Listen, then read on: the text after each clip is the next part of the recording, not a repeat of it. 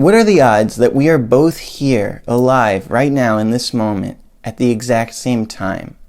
That you are watching this video, and that I am making it, and we are both present to even experience this. It's the result of every single moment throughout all of history adding up and cascading in this unfathomable way to lead you to where you are and me to where I am. And that's true of every single note we play when we play on an instrument, and every choice we make when we improvise.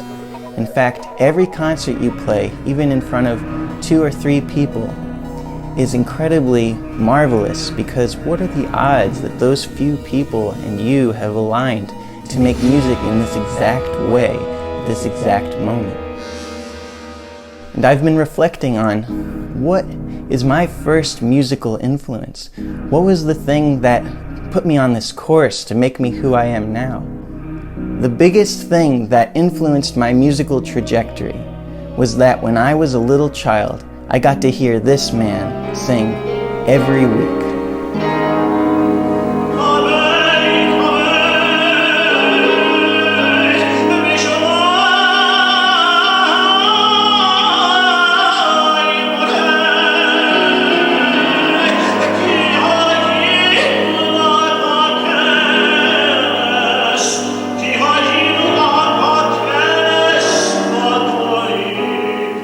This is Hazzan Elliot Portner, the cantor at my synagogue when I was growing up. A cantor is the person who leads the musical aspect of a service, and my God, his voice.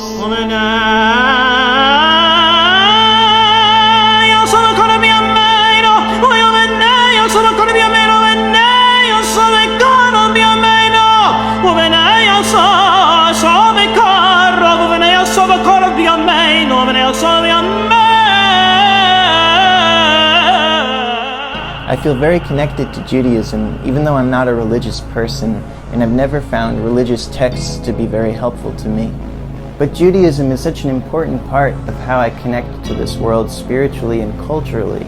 And so much of it is because at this beginning moment in my life, my first real meaningful exposure to an artist or music, I had Elliot Portner's voice to set the stage. So before COVID-19 started spreading, I went to St. Louis, Missouri to visit the Hazzan and talk to him about where this music comes from and what it means to him.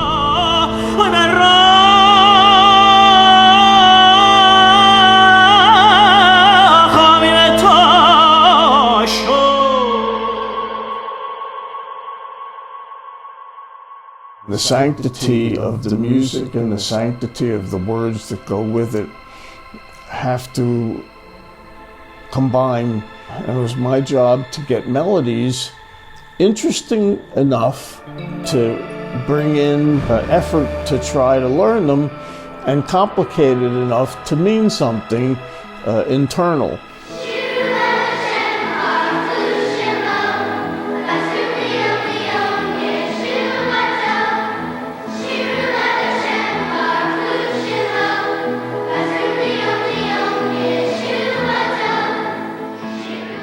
That kind of tune, they're learning, it's not la la la, it's the actual words.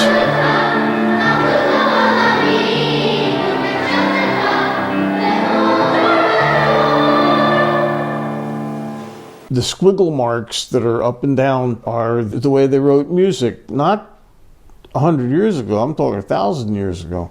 That's the way they wrote music. Sof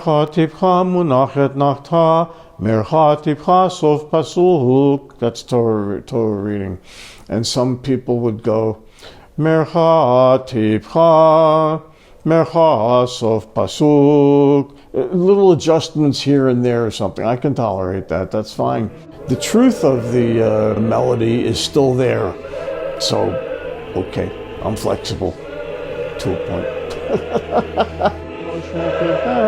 Asher chatu vahem v'tiharti otam v'hayu li le'am v'ani eyeh lahem le'elohim. It builds like that, and boom, it builds. It's music, and music isn't dispassionate, it's passionate. Even if it is contextual of sacred text, it still gets schmaltz. It still gets schmaltz because that's what we're doing.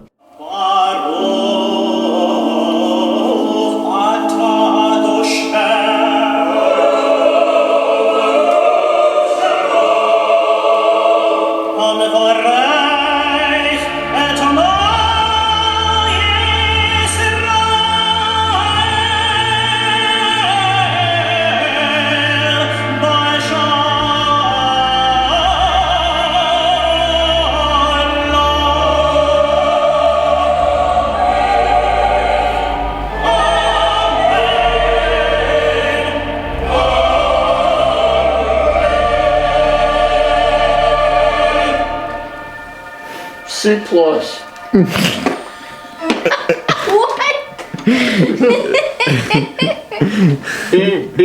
B minus, C+. That's gorgeous. Thank you, sir. This is the Arbaah Kohlot, the rock band, the original liturgical rock band that nobody really knows because it was all in New York, and except for Birmingham, Alabama. Boy, do I have a story about that. I was the last person to get off the airplane. I guess that was because they had the drums. It was too hard to get them off the plane or something like that. And the only taxi driver was a black guy who waved. He said, "I'm your man." I said, "Yes, you are." So we piled the stuff in the back seat and drove.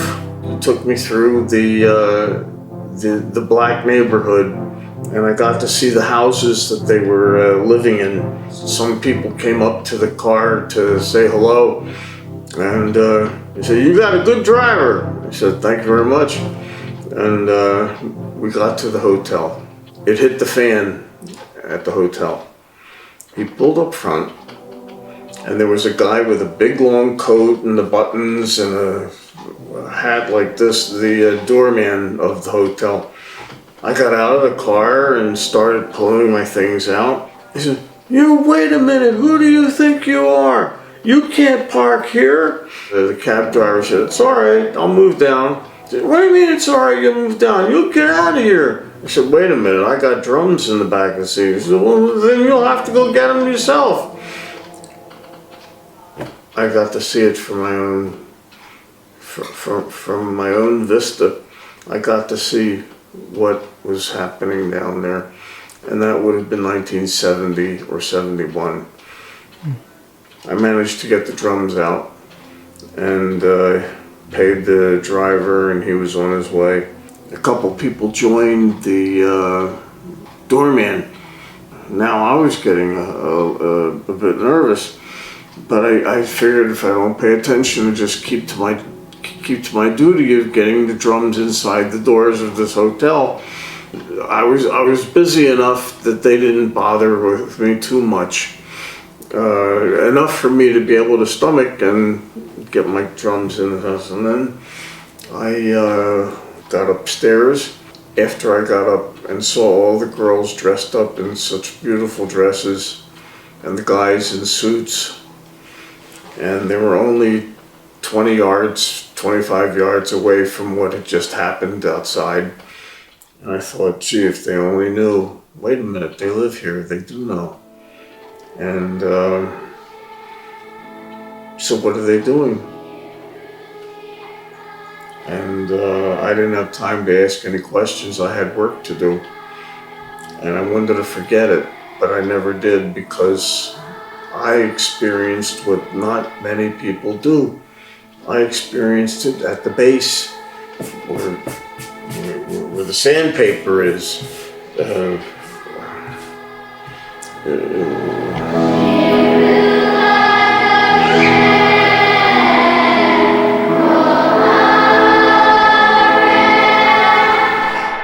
I was raised to understand the Holocaust and the extent to which human morality can break apart, but I've often failed to recognize atrocities as they are happening around me, When I hear this music, I feel the terrible loss Jewish people have endured and overcome throughout history.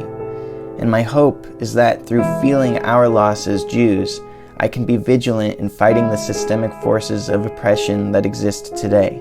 I didn't ask the Hazzan to reflect on racism in America, but it came up simply because one cannot look back at the joys of one's own history with open eyes and not also be reminded of the horrors that brought us to the moment we're in today.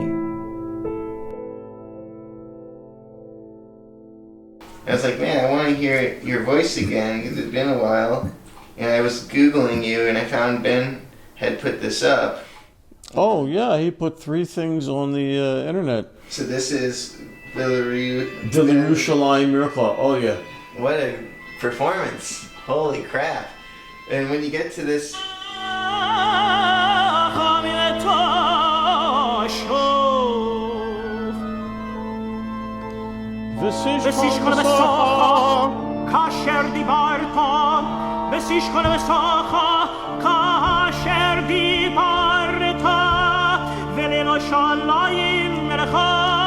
Jerusalem, your city, in mercy.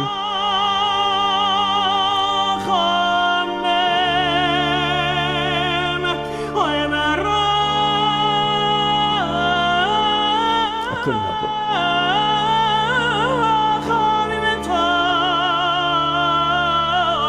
That you will return to your city quickly, to the chair of David, your servant, so that we will be renewed. And this is a blessing at the end of the prayer. Bless you, Lord. And the word is Bonei Yerushalayim, rebuild Jerusalem.